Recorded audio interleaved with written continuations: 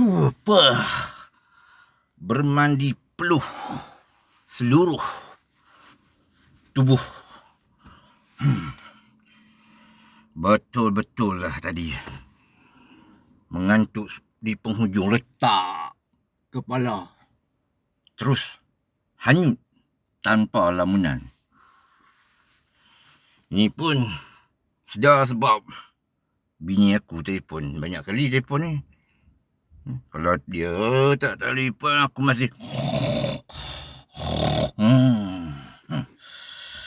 asalnya lebih kurang 41 minit 59 saat aku mampus dalam jentera 4 roda ni. Namun alhamdulillah, Tuhan permudahkan lelap aku untuk seketika. Kerana tiada gangguan, sama ada gangguan dunia realiti ataupun alam gaib. Tak ada langsung gangguan. Alhamdulillah. Makanya sekarang aku sudah steady, boleh ready untuk meluruskan pacuan memandu ke destinasi, sebab sudah kembali keyakinan pada diri.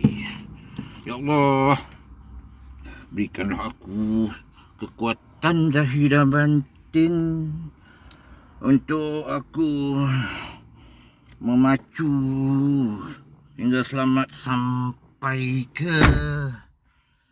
destinasi. Bismillahirrahmanirrahim.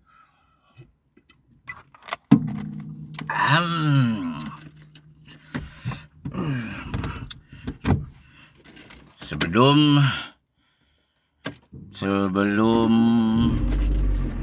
mengemudi steering ini, terlebih dahulu harus memohon doa kepada Allah. Doa dipermudahkan urusan. Bismillahirrahmanirrahim.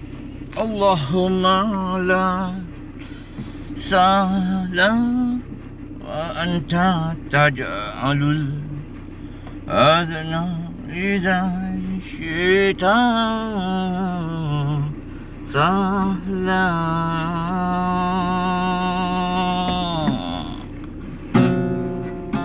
Ya Allah, tidak ada kemudahan kecuali yang Engkau permudahkan, dan Engkau menjadikan kesedihan yakni kesulitan.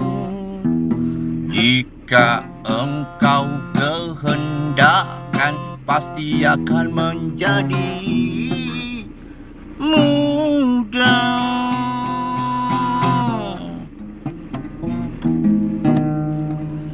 Alright, hujan pun sudah berhenti. Okey, bismillahirrahmanirrahim.